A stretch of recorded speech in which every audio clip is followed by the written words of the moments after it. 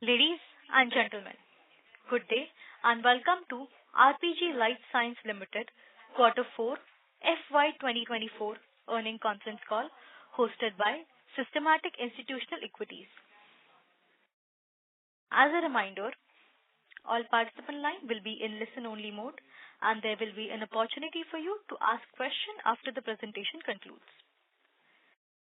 Should you need assistance during the conference call, please signal an operator by pressing star, then 0 on your touch-tone phone. Please note that this conference is being recorded. I now hand the conference over to Mr. Vishal Manchanda from Systematic Institutional Equities. Thank you, and over to you, sir. Thank you, Ria, and good afternoon, everyone. This is Vishal Manchanda, and on behalf of Systematic Institutional Equities, I welcome you to the Q4 FY24 earnings call of RPG Life Sciences. We thank the RPG management for giving us an opportunity to host the call. Today we have with us the senior management of the company represented by Mr. Yugal Sikri, Managing Director, Mr. Vishal Shah, Chief Financial Officer. I'll now hand over the call to the company management for the opening remarks. Over to you, sir.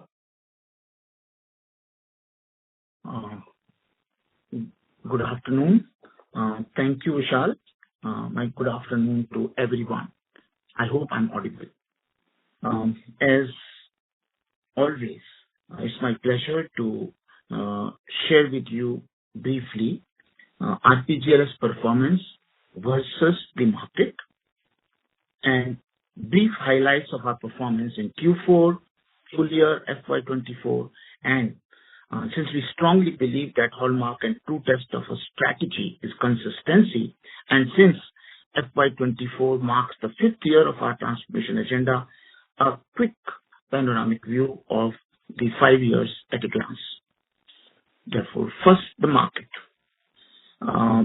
In the context of market, as per the database IQVIA Net March, market is currently growing at sub 10%, 7.6%. The LCD AWACS indicate the growth is ahead of the 6%, or less than 7%. But what is important for me to share with you is RPGLS or RPG Life Sciences is growing at 18.8%, that is 2.5 times the market growth. In terms of volume, market growth is flat. 0.7% is what IQVIA data indicates for market, whereas RPG Life Sciences volume growth is solid 13%. I'm also pleased to share with you that RPG Life Sciences on MAT March 24 basis has emerged as the 7th fastest growing company of pharma industry's top 75 companies. Further important for me to share with you is in Q4, our in-market growth as reflected by IQVIA is 19% versus the industry growth of 5.7%, that is 3.3 times the market growth. Now, let me move to the key highlights of Q4. Q4 revenue growth is 7.2%. It appears slightly muted due to a couple of transient factors, which have something to do with a couple of products and a couple of markets. One of our product got impacted because of seasonality. Second one, because of one product discontinuation which happened in the fourth quarter of the last year due to the government order. The third one is with respect to market, where government has imposed some kind of restrictions on the release of import licenses due to the foreign exchange crunch in the country. And I strongly believe that all of these factors are transient and are easily resolvable.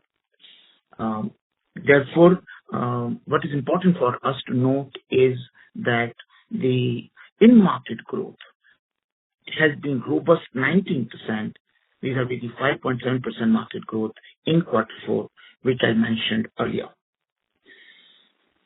Coming to the other financial metrics, I'm happy to share with you, they continue to be as robust as they are on full year basis. The growth for EBITDA, PBT, and PAT has been solid 26, 29, and 28% respectively on YOY basis. Margin improvement also continues with the 5-year Q4 uptrend with a significant increase in the margins in Q4 indices. EPS grew at 30%. With this, I'd like to move on quickly to the picture on full year FY24, and I'm sure you had the opportunity to look at the investor presentation which we uploaded in our website. But if not, just presenting you few highlights. The sales growth is 14%, EBITDA growth 26%, PBT growth 28%, PAT growth 28%. Vis-a-vis the market, as mentioned earlier, market evolution index is 110.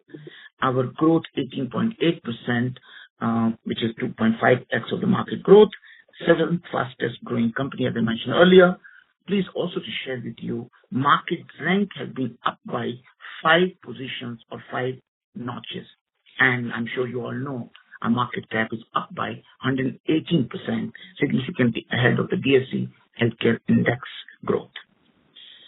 Our on the margin front, the EBITDA margin moved from 21% to 23.3%, PBT 17.9 to 20.2%, PAT 13.2 to 15.1%, all of them reflecting a very healthy growth in the year FY24.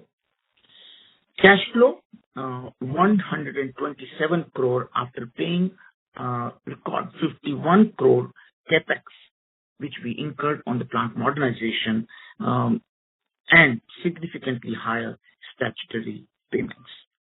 Working capital management continued to be healthy. New product contribution reached closer to 30% of the sales. Productivity uptrend continued. The productivity moved from 5.4 lakh to 5.8 lakh per person. Brand building exercise continued to happen, which resulted in the newer milestones of our iconic or textbook brand. They happen also to be age-old products. Naproxen, which we are aspiring to take it to 100 crore, made another milestone. It touched close to 74 crore turnover in FY24. And as I mentioned earlier, yet another portfolio which we are aspiring to take it to 100%, again, which happens to be an age-old portfolio, is crossed around 70 crore. So both of them are quickly closing to the 100 crore aspirational target which we have set for these products. The legacy products put together contributed 67% to the sales of the domestic business with 15% growth. New product launches continue to be in the segment which we had identified, as well as the line extensions which we have identified in our 3-year new product grid. We did 2 line extension launches for our iconic brand Naproxen, 2 line extension launches for Tycan tablet, and we launched new molecules in our nephro segment. We also launched 2 molecules in the rheuma segment, and I think that continued to augment our portfolio significantly. In the segmental performance, I think the domestic formulation, as I mentioned earlier, continued to register robust growth, which is 15%, and the margins of domestic formulation business touched yet another record high, easily crossing 20%. International formulation also grew at 15%, and here again the margins, and when I'm referring to that margin, I'm referring to the EBITDA margin. it also moved up to its own high so far achieved in the last 5 years. Similarly, API also registered a significant improvement in the EBITDA margin and but grew at 7%. Now, the API growth is 7% is perhaps understandable because we have not been able to launch any new molecules since we started focusing on API as the third engine of growth. Recently, after we thought our plant upgradation takes place and we are able to invite the regulators to visit the plant, now we have the strategy in place, we have the new product in place, we have the R&D setup in place, and I'm sure going forward, API growth will also be a similar double-digit growth, what we have been mentioning earlier. So on all the key segments, the revenues were double-digit in case of domestic formulations and international formulations, and in case of API, for 7%. The EBITDA growth in all the segments have been healthy double-digit, and that's what gives us the confidence for going forward. I'm sure you have seen the presentation, investor presentation. I've given highlights about the 5 pillars or 5 growth drivers of domestic formulation business, which are product portfolio rejuvenation, strategic asset building, customer coverage enhancement, productivity enhancement, and cost optimization. Significant strides have been made in each of these 5 pillars, which is what has resulted in the growth which you have seen. Similarly, both on the COGS front and the OPEX front, all the initiatives continue to be as robust as they could be, and all the 6 or 7 initiatives which we have on margin improvement continue to result the improvement in the margins as I described to you earlier. Similarly, coming to IS and API, we have 2 growth drivers, two basic prerequisites. Considerable progress has been made. One was the plant modernization and capacity expansion. I'm happy to share with you both the projects have made extremely significant progress. The API almost complete, and we are expecting the results of the regulators visit, and similarly in case of the formulation Ankleshwar plant, again it is WIP, and we expect that by the end of the third quarter we have invited the regulator, and the regulator visit the plant, and then we will have that facility also ready for the export. So plant modernization over simultaneously, we had also beefed up the R&D. We had created the bench strength for the chemists and the research scientists.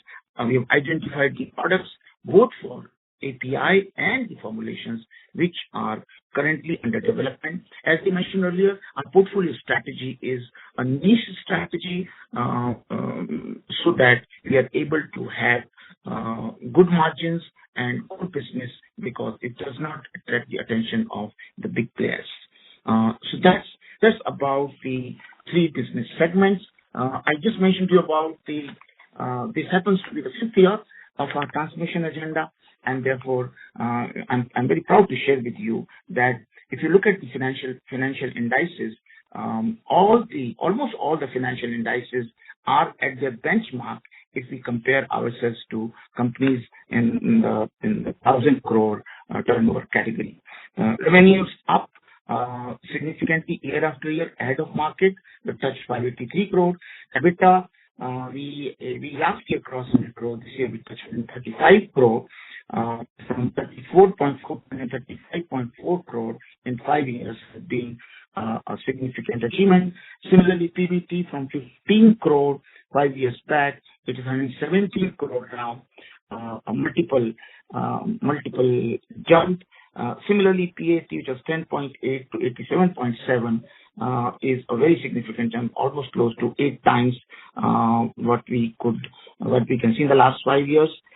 In terms of margins also, We have EBITDA margin, which was 10%, so it's now 23% plus. EBT, which was 4.6%, now it is 20% up.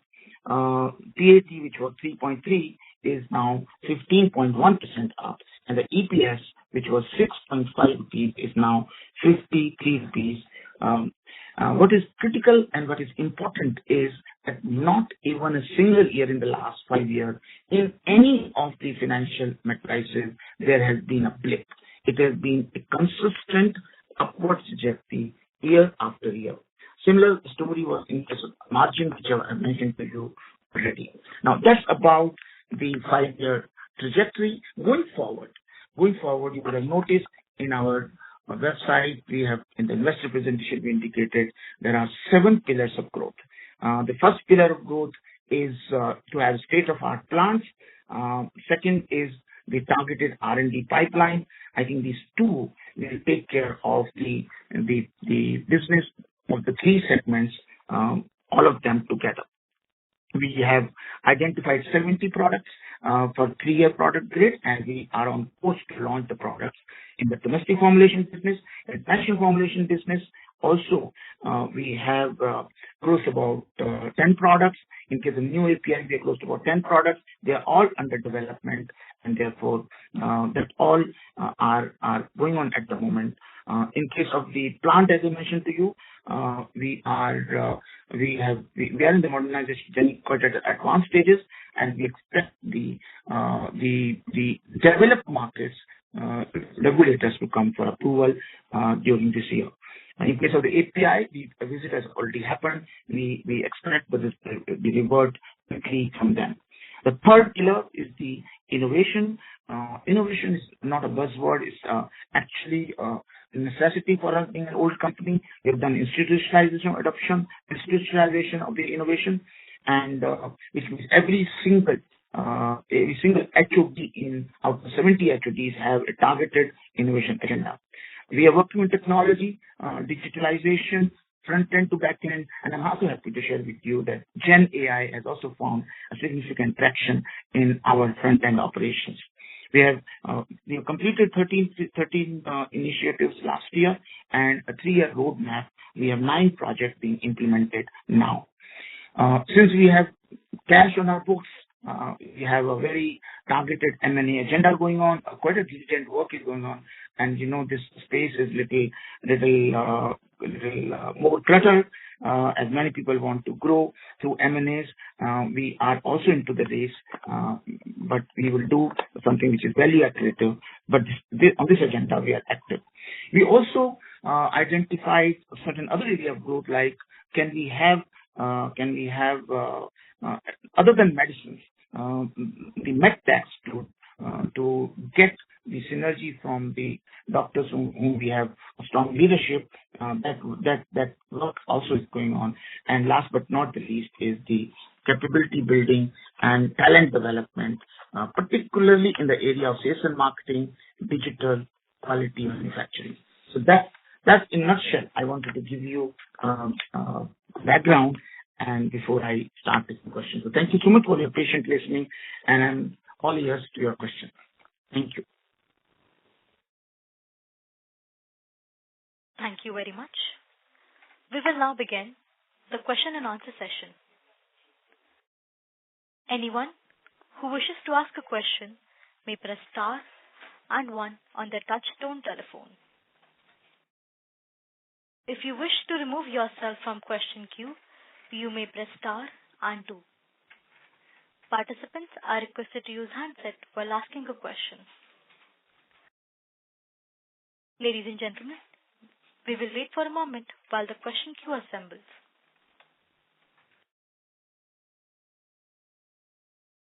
The first question is from the line of Sudarshan Padmanabhan from JMPMS. Please go ahead. Yeah, thanks a lot for taking my question, and congrats on not only this quarter but consistently performing, for the last 3 to 4 years. I think it's been quite transformational, to say the least. So my question is, we have also been investing quite a bit in the chronic business. While I'm happy to see, certain brands reaching a scale, If you can talk a little bit more about the aspiration of one, having more than 50 crores and 100 crores brand as you touch the 1,000 crore mark, aspirational mark. And second is the proportion of chronic, as a percentage of what you expect from the overall domestic business. The second question is on the margin. I think, as you said, from FY20, FY19, you've seen consistently, margins across all heads, improving, costs improving. Given that we have some, kind of a near-term, war-like situation and issues in the sense the Red Sea, etc., how do we see the margin in the near term? And also from a longer term, as you touch the 1,000 crores, where do you see the EBITDA margin? These are the two things from my end. Yeah. Okay. Thank you for the question, and I think both are very important questions. As I mentioned to you earlier, that product portfolio rejuvenation in domestic business is targeted towards two specific action agendas. One is, since we have very strong, what we call it textbook or iconic brands, how do we convert those brands where we see promise into mega brands? So that's one. Second is, as Becky pointed out, chronic. How do we maximize or enter even the chronic part of the business? Traditionally, historically, we have not been strong in chronic. So there chronic as well as specialty. So first, as I mentioned, is the textbook iconic brands maximization through a very diligent lifecycle management strategy, and the second is entering the chronic and specialty businesses. The chronic area which you identified, new therapy area, rheumatology, dermatology, gastroenterology, and on the mass side, urology and cardiovascular metabolic disorders segment. So now the actions have happened. One action is, do we have the targeted doctor? We didn't have target doctors in our customer list. We have made sure that almost 90% of this particular segment doctors are covered. So we have put that in place, number one. Number two, we should have products. So we have identified the products. We have a 70 product grid created in which quite a number of products are, other than the line extensions for the iconic brands, which comes under lifecycle management, quite a number of products have been identified in the chronic and the specialty segments. So that's the second part. The third part is the field force training. We have worked on the field force training so that they are equipped to launch such products in their respective segments. So these are the actions which we have taken. So on the as far as the 100 crore or 50 crore aspiration which you talked about, the aspiration we did it for the Naprosyn as one brand, as you mentioned, which was 18 crore in 5 years back, is now almost 74 crore this year, and we think in a couple of years we should be able to touch 100 crore. So aspirationally, that's one brand which should be 100 crore. And second is the portfolio, which is immunosuppressant portfolio. We're very strong in one molecule called azathioprine. Now we are focused on the 4 molecules in that segment. Apart from azathioprine, the other 3 are mycophenolate, tacrolimus, and cyclosporine. Put together, we are wanting that portfolio to also cross 100 crore. So that's on the textbook product or the legacy products. Now, in terms of the chronic, we have products launched in number of the sub-therapy segments in cardiovascular and metabolic disorders, which includes anti-diabetic products, which include gliptins, which include gliflozins, and their combinations. We are launched some products. We are in the process of launching of the product. We are mindful of the fact that we are a late entrant in this market. Therefore, it would take time for us to establish ourselves and take away the share from the existing players who are hugely invested in that field. We're mindful of that, and we are also okay for a hockey stick kind of growth, but we are committed, and we think that chronic would also be able to give us the business, because it's important for us to be in the chronic business. That's long term, that's also more profitable, and that's where all the new products which are new molecules which are identified are largely belonging to chronic and the specialty segment. Now, specialty segment, nephro, we are strong, so we are continuing to launch new products in nephro. For example, this year we launched ferric carboxymaltose, FCIRO as a brand which we launched, and Ruma, which we entered as a life cycle management strategy for immunosuppressant. We have launched Ruma specific product. This year we launched teriparatide as one of the products, and igratinib is another molecule which we will launch in the Ruma basket. Similarly, the gastro and derma are in incubation. We are covering almost 40-50% of the targeted doctors already there. That's also part of the life cycle management for immunosuppressant. As we get established in that segment through our immunosuppressant basket, then we launch derma specific and the gastro specific products. That's where we are. This is where our status is on the two segments of growth driver, if I put it that way. One is the existing product life cycle management, and second is the maximization or entry into the chronic and specialty segment. Now, second question was with respect to margin. The margin, you would have seen the margin uptrend trajectory in RPG Life Sciences has been very indicative of the fact that what is leading to margin improvement. As I've been saying every time, our margin improvement story is structural, which means we are addressing the basic elements, basic cost elements, whether they come in the COGS or OPEX, and doing some fundamental changes there, which is why the margin improvements are happening year after year after year. And I understand there are issues which are relevant to us also, whether it is Red Sea or Middle East conflict. They're impacting us as well. But I think since our structural agenda is so strong, it is not only able to overcome the negatives of coming out of those external factors, but also is able to improve our margins. That's why you will see the gross margins improving, and so also the EBITDA, PBT, and PBT are improving. I hope I've been able to answer the question. Sure, sir. So we should basically see an improvement in the near term as well. I mean, apart from the long-term operating leverage that will play in terms of the margin. Yes. The only rider I'll add there is that if you see the slope of our margin improvement is quite steep in the last 5 years. Going forward, that slope is going to be not as steep. It's going to be a little obtuse. That's the only point I need to put across.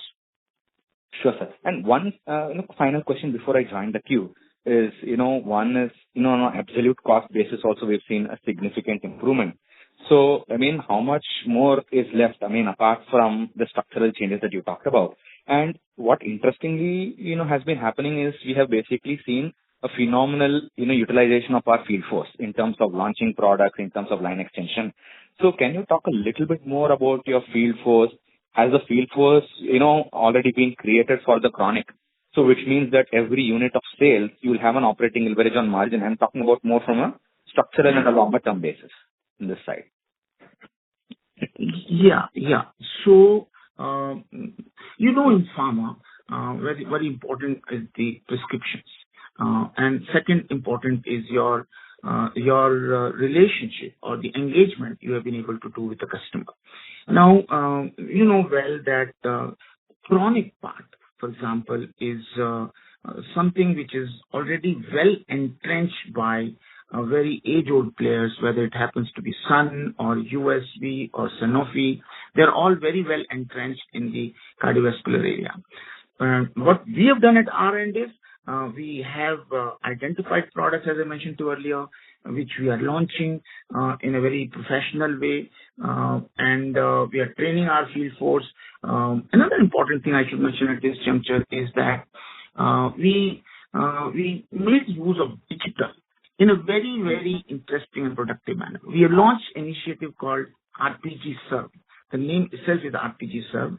We have onboarded close to about 90,000 doctors in this portal RPG Serve, and this portal is providing the close to about 34, 35 services to the doctor. And what is important is that we keep on changing those services so that there is a newness factor, and that is working out a very good tool for us to increase the share of voice.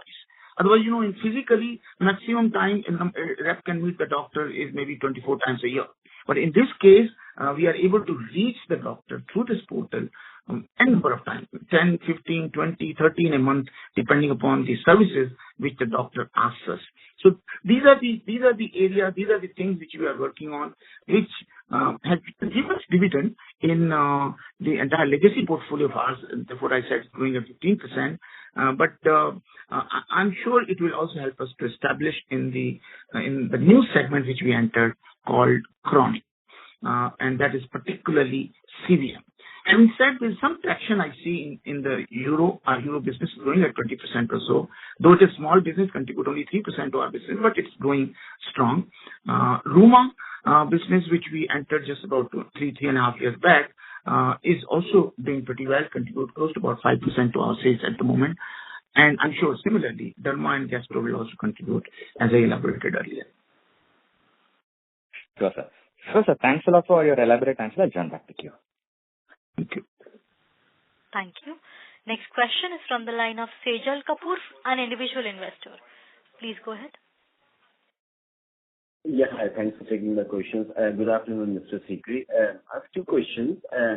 What's our net cash position currently, and what organic, inorganic plans we have, given the trend that is emerging on the acquisition side in the Indian market? I've seen companies acquiring assets at 7 times, 8 times sales. I mean, is that something that you would be prepared to go for, or what's the overall plan? Because the cash will continue to increase year over year or quarter over quarter, actually.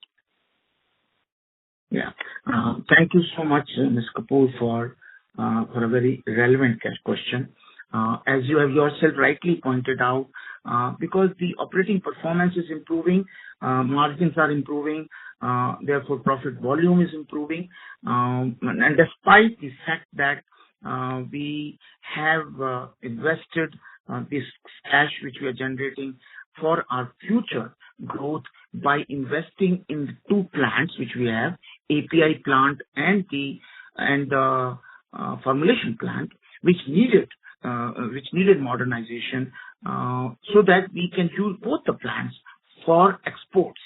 We had only 10% contributing plant in the formulation which was being used for exports.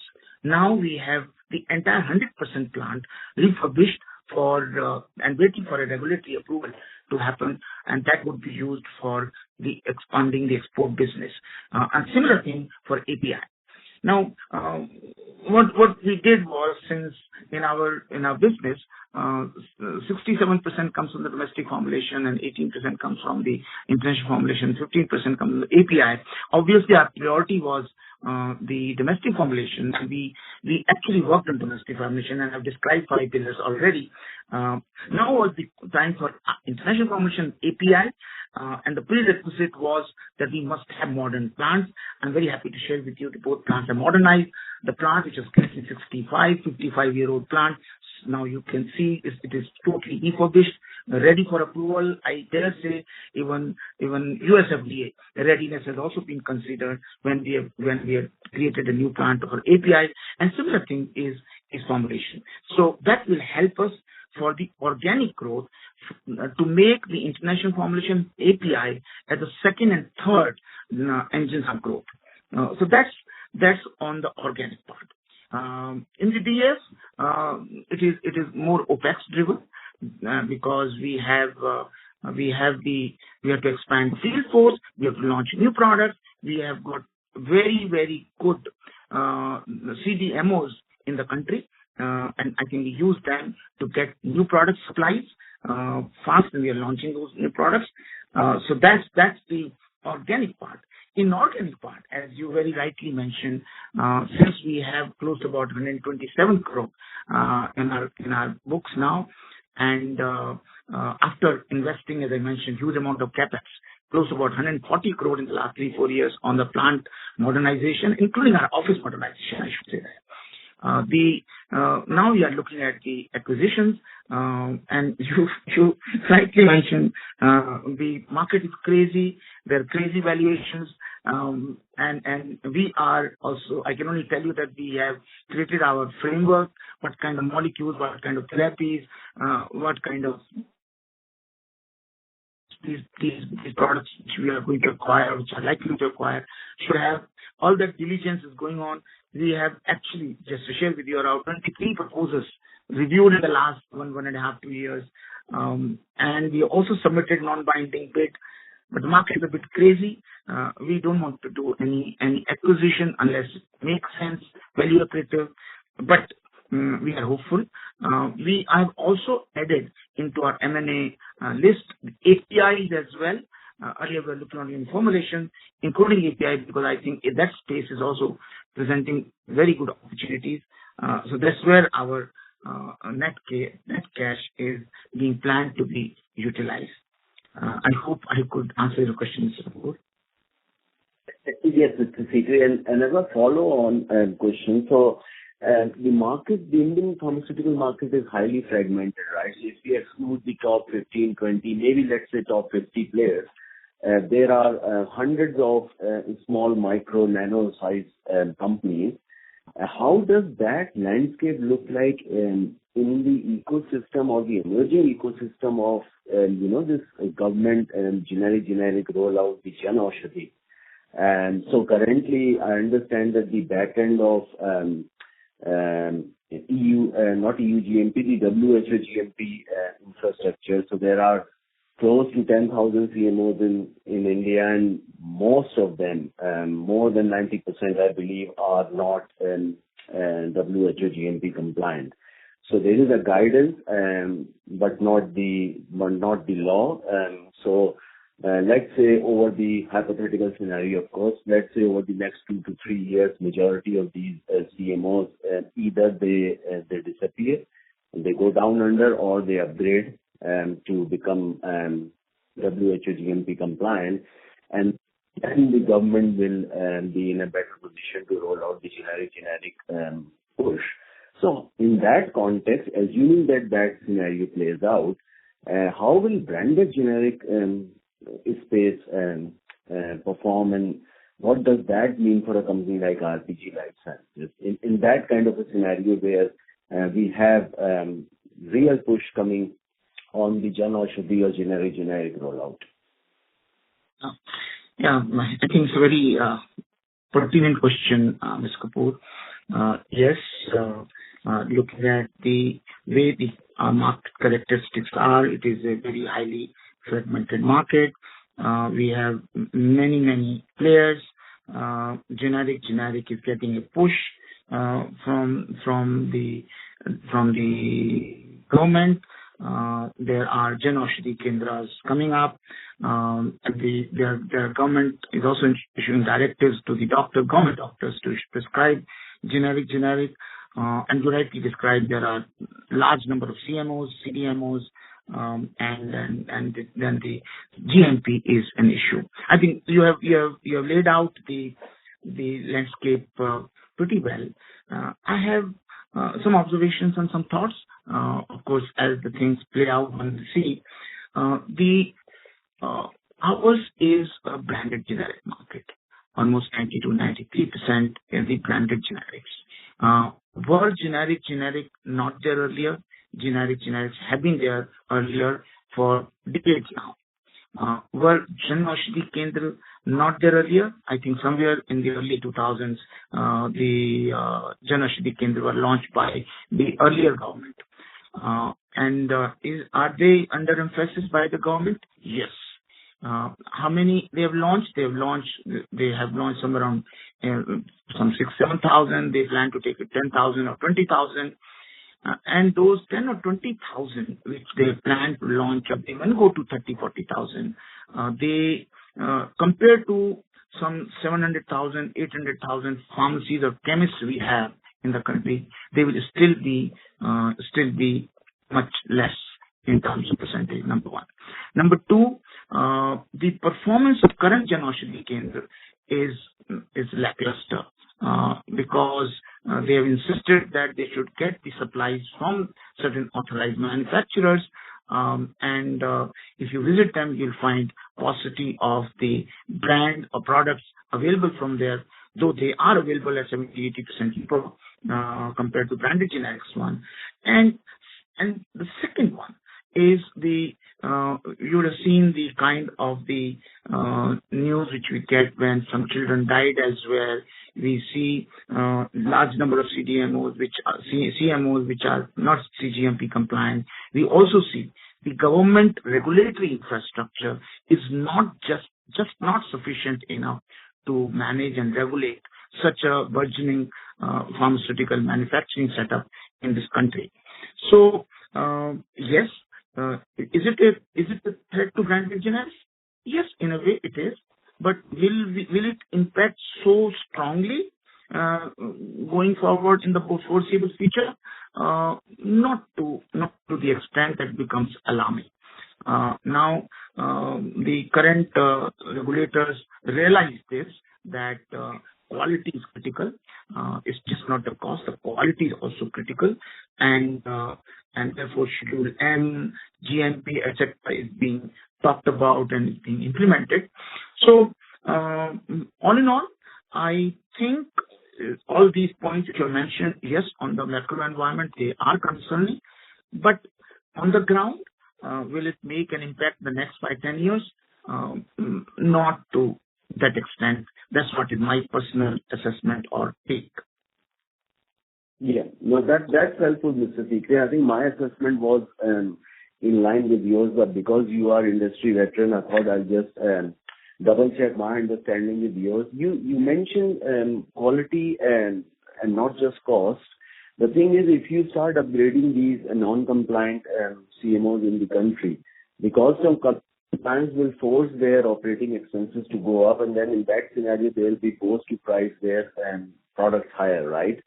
And so then the economics that will likely play out will look different from what the cost economics that is currently present, because they're not investing in the compliance. The quality is poor. It's not reliable, and therefore the products are cheaper. Is that a fair assessment? Absolutely, I agree with you. Yes, with this, if the regulators continue to push these reforms, I think it will reset the manufacturing landscape. There are some people who will have to opt out because the quality has a cost. It has a definite cost. And it will reset the manufacturing landscape, I very strongly feel. It all depends upon how strongly government pushes their agenda. Currently, if you look at the government infrastructure or inspection infrastructure, their ratios are extremely pathetic, and they have to beef up their own regulatory infrastructure. And if they do that, I think the reset of the manufacturing landscape will happen, and what you just mentioned is most likely to happen. That's helpful, Mr. Sikri. So we have been invested in RPG Life Sciences for 10 years now, and thank you for increasing the dividend yet again. Thank you. Of course. Thank you. Thank you. I'm done. Thank you. Thank you, Mr. Kapoor. Thank you. Ladies and gentlemen, due to time constraint, please limit your question to strictly one question per participant. Should have a follow-up question, we request you to rejoin the question queue. Next question is from the line of Himesh K. from JM Financials. Please go ahead. Yeah, hi, sir. So you have answered my colleague's questions, so I'll not take much time. Only one suggestion, sir. The new product launch, sir, we have been, tracking since FY19, and I understand that's a transformation program that we had. But going forward, if you can change it to, last 2-3 years, that will be helpful for us to track how they are doing. So all the best, great performance, and not burning question. Thanks, bye. Thanks for the suggestion. I generally have a little long-term perspective because I know in pharma selling and marketing, once you launch the product, people forget the product, and then it comes to you later as expiries. That's a very common thing. Therefore, I include the new products, and as this tracking helps us to see that everything's going in the right way. Sure. So maybe, 3 years and 5 years, maybe clarification. As an analyst, we like to see last 2-3 years, how has it been done. So just a suggestion. Thanks a lot and all the best. Sure, Dinesh. Sure. Thank you. Thank you. Next question is from the line of Nimish Mehta from Research Delta Advisors. Please go ahead. Yeah, thanks for the opportunity and heartiest congratulations on consistent performance. A lot of the questions related to the trade generics have already been answered. Just one thing. Sir, how do you look at, our own capacity management? So, one, are we likely to outsource more or are we likely to outsource less, given that the manufacturing environment, as you rightly pointed out, is becoming stricter by the day? So, if you can just give me a sense of what is our current outsourcing percentage and what do you think is likely to happen when it comes to investing in the capacity? Okay. Thanks, Dinesh, for that question, very pertinent question. Yeah, as I mentioned earlier, we have modernized our plant. We are in the process of modernizing our plant, as I mentioned to you earlier. At the same time, we are also adding to the capacities which are being added are close to about 25 to 30%. If I refer to the two plants, formulation and API. And with respect to the decision to source the product from the third party or from outsourced or internal, I think it's very our strategy is extremely clear. When it comes to new products in domestic business, I think we have very good CDMOs available in the country.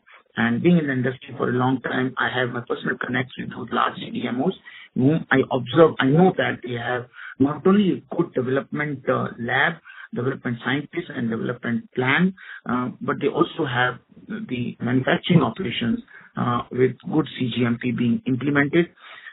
So our almost entire new product in the domestic business are being outsourced. As far as the existing business is concerned, existing products are concerned, we take a very prudent decision. We see what is gross margin accretive to us. We take a decision on that count, and accordingly we either manufacture the product in-house or we manufacture product outside. Broadly, it's about 30-35% plus is the domestic formulation business which we are outsourcing. And new products, I've already mentioned to you, almost entire new product we outsource. We also have plans that and I think that's a smart strategy. When the volumes pick up for the new products, we do consider to bring those products in-house because that adds up to a few percentage gross margin for our case. We don't have a risk because the product might fail. We only do it when enough volumes, threshold volumes are created, and then we bring the product in-house. Overall, broadly speaking, we will like to use our facility for the exports going forward, and more and more outsourcing we'll do. But before we do the outsourcing, our outsourcing partner selection is very robust because we are mindful of the fact that GMP is critical, and in our growth journey, we would like our product to be seen as quality products. So I hope it answers your question. Yeah, pretty much.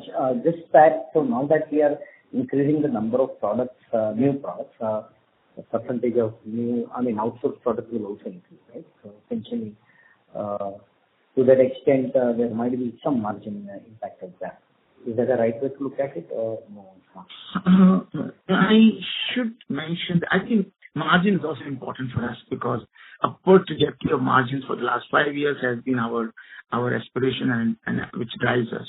So what we are doing, the products which are the chronic products, specialty products, we focus on those products which have good margins, which are relatively a good margin. It should not become margin dilutive for us, at least. So selection of the product takes care of the margin part from the CDMOs. Plus the relationship with the CDMO and the assurance to them that we will source the product from you. So all that broad arrangement also helps us to have a good margin situation even with the CDMOs. Okay. That helps. Thank you very much, and best of luck once again. Thank you, Dinesh. Thank you. Next question is from the line of Ankit Pandya from InCred Asset Management Company. Please go ahead. Yeah, hi. Thank you. And congratulations on the great set of numbers. So just 1-2 questions. So in the initial comments, you mentioned that, there's been some government has imposed some restrictions for from the point of view of international formulation business. So can you give some more clarity on that part? Yeah, see, this is largely in emerging market, Ankit. There are countries where the foreign exchange is being conserved by the governments. So their issuing of import licenses is being regulated by the government. Even though the fact is that we have very good customers and the partners there, but that situation is what some hiccups it creates during the year. That's what happened perhaps in last year. That's what I mentioned in that context. Whether that market is market of Myanmar, some such restrictions in Iran, where the governments are wanting to conserve the foreign exchange for their own priority areas. Now, is pharmaceutical a priority area? Yes, priority area, and that's why I'm confident that these are transient, and since we have very good customers, connected customers there, we think we should be able to tide over these hiccups also, because the governments cannot put embargo on the medicines for a long time, particularly when they do not have a large manufacturing base of their own. Okay, fair enough. So another point related to international formulation was given that for the past few quarters we have been seeing strong growth, and Q4 current quarter has been largely flattish for the international formulation.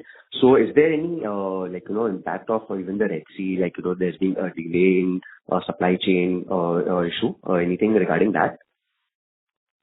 No, I think just one happened, because as I mentioned, we are having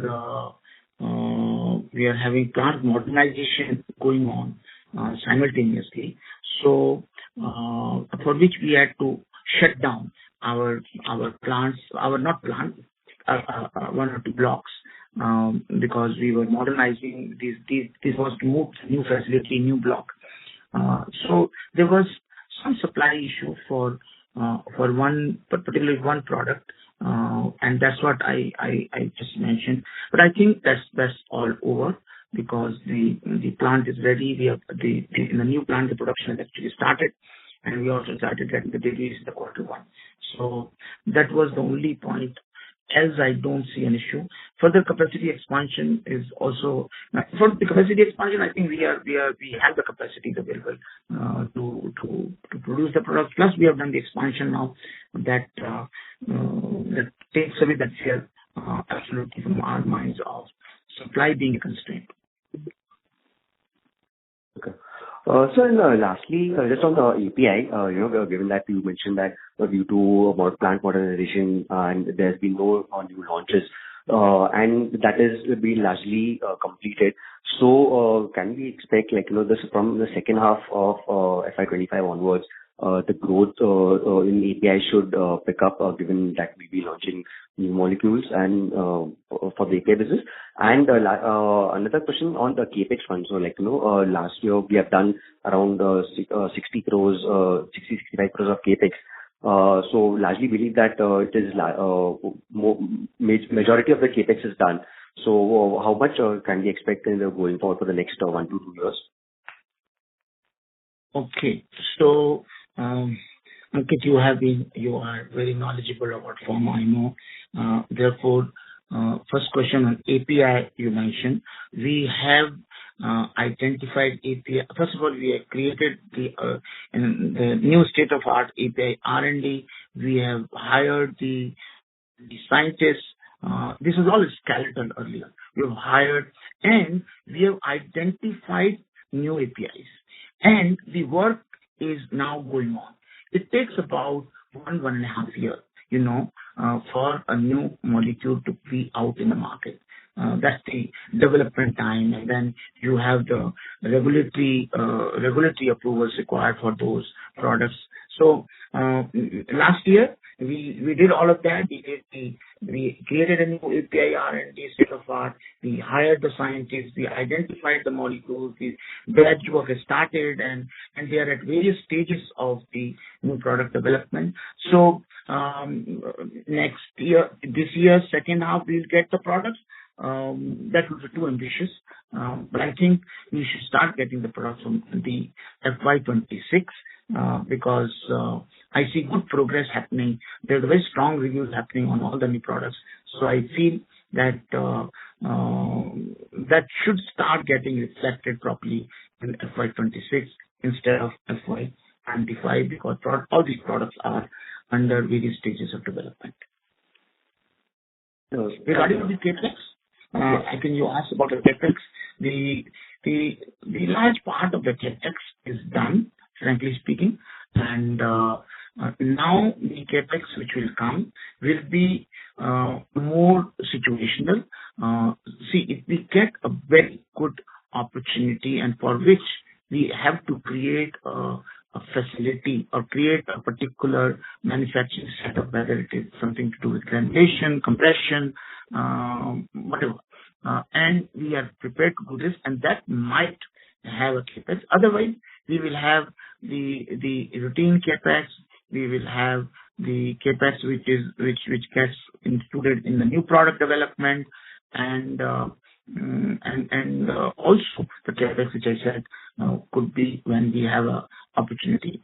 Now, for example, we were approached by a customer from the developed market, Australia, and they wanted us to develop the product, to have a product which was niche product. So we gave them the niche product. We impressed them. Then they came up and told us that they want to get the product delivered or manufactured by us in a very limited span of time. We created additional facility because we saw that business, a promising business, and we spent CapEx on that. And finally, I'm happy to share with you that actually the deliveries from the newly created facility has started. So such kind of situations, yes, we will have the CapEx being spent. So more or less, I think this is how it is. Plus some digitalization agenda, some kind of robotics, etc. When we are improving our manufacturing infrastructure, that would entail some kind of CapEx. Okay. So just a clarification, the new capacity that you said for the Australian customer. So this is apart from the Ankleshwar capacity expansion that you have done. This is over and above that you have done CapEx, or you will be doing CapEx. No, it is included. It is now, since the facility is created and the manufacturing started, the leads have started, it is included in the CapEx which you have spent already. Okay. All right. Okay. Fine. All right. That's it from my side. And thank you and best of luck. Thank you, Ankit. Thank you. As there are no further questions, I would now like to hand the conference over to management for closing comments. Okay. So, I must be grateful to everyone who is on the call today and who has asked a number of questions. Net, I can tell you that the results which we have got in the last 5 years, including the last year, are the result of a very clearly established transformation agenda, which is focusing on 6 or 7 tenets, and those 6 or 7 tenets will drive the growth further. That's point number 1. Point number 2 is the growth engine, which used to be domestic formulation alone, would be added by 2 more growth engines, which are international formulations and API, and the works are in full swing in that direction. Number 3 is with solid performance improvement happening and the cash flow being generated, we are also wanting to beef up the progress by inorganic growth, and when happens, we can't predict that, but there are very sincere, diligent efforts going on in that direction that should be able to drive the growth. Overall, put together, we want this company to move to 1,000 crore mark.